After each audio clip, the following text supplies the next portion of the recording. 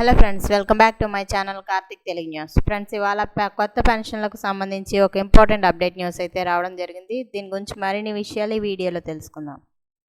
ఏపీలో దీర్ఘకాలిక వ్యాధులతో బాధపడుతున్న పేదలకు ఆర్థిక భరోసా కల్పించే దిశగా ప్రభుత్వం మరో కీలక నిర్ణయం తీసుకుంది. కిడ్నీ, లివర్, గుండె సంబంధిత తీవ్ర సమస్యలతో బాధపడుతున్న వారికి 895 కొత్త పెన్షన్లు మంజూరు చేసింది. పేదలు వైద్య ఖర్చులతో ఇబ్బంది పడకూడదని ఉద్దేశంతో ముఖ్యమంత్రి నారా చంద్రబాబు నాయుడు ఈ నిర్ణయం తీసుకున్నట్లు రాష్ట్ర సూక్ష్మ, చిన్న, మధ్య తరహా పరిశ్రమలు, గ్రామీణ పేదరిక నిర్మూలన, ప్రవాసాంధ్రుల సాధికారత శాఖ మంత్రి కొండపల్లి శ్రీనివాస్ వెల్లడించారు. ఎన్టీఆర్ భరోసా పెన్షన్ పథకం కింద డయాలసిస్ చేయించుకుంటున్న కిడ్నీ బాధితులు, కిడ్నీ, కాలేయం, గుండె మార్పిడి చేసుకున్నవారు, అలాగే ద్వైపాక్షిక బోధకాలు, కుష్టు వంటి దీర్ఘకాలిక వ్యాధులతో బాధపడుతున్న అర్హులైన పేదలను ఈ కొత్త పెన్షన్ల పరిధిలోకి తీసుకొచ్చారు. అలాగే రాష్ట్ర వ్యాప్తంగా మొత్తం 895 మందికి ఈ పెన్షన్లు మంజూరయ్యాయి. దీంతో ప్రభుత్వంపై ప్రతి నెల 86.34 లక్షలు అదనపు భారం పడుతోందని మంత్రి వివరించారు. ఈ పెన్షన్లు పొందుతున్న వారికి ప్రతి నెల 1వ తేదీన స్వర్ణ గ్రామం, స్వర్ణ వార్డు సిబ్బంది వారి ఇళ్లకే వెళ్ళి నగదు అందజేస్తారు.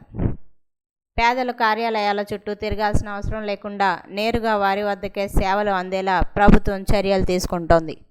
వైద్య చికిత్సలతో ఇప్పటికే ఆర్థికంగా నలిగిపోయిన కుటుంబాలకు ఈ పెన్షన్ కొంత ఊరటనిస్తుందని అధికారులు చెబుతున్నారు.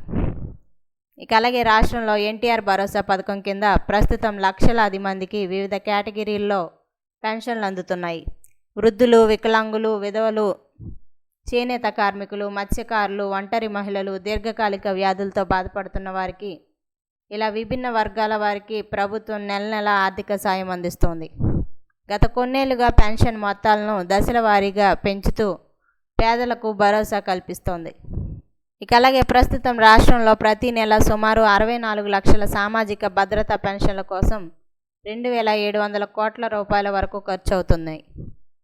కూటమి ప్రభుత్వం అధికారంలోకి వచ్చిన తర్వాత పెన్షన్ మొత్తాన్ని గణనీయంగా పెంచడంతో పాటు అర్హులైన లబ్ధిదారుల సంఖ్యను కూడా విస్తరించింది. అధికారిక లెక్కల ప్రకారం రాష్ట్ర వ్యాప్తంగా నెలకు సుమారు 2,700 కోట్ల రూపాయలకు పైగా పెన్షన్ల రూపంలో పంపిణీ జరుగుతోంది. సంవత్సరానికి ఇది 32,000 కోట్లకు పైగా వ్యయం అవుతోంది. సో ఫ్రెండ్స్, ఇది అప్డేట్ న్యూస్. మరిన్ని అప్డేట్స్ కోసం ఛానల్ సబ్స్క్రైబ్ చేసుకోండి ఫ్రెండ్స్. అలాగే పక్కన ఉన్న బెల్ ఐకాన్ క్లిక్ చేసి వీలైతే ఛానల్కు లైక్ అయితే చేయండి. Thank you friends. Thanks for watching this video.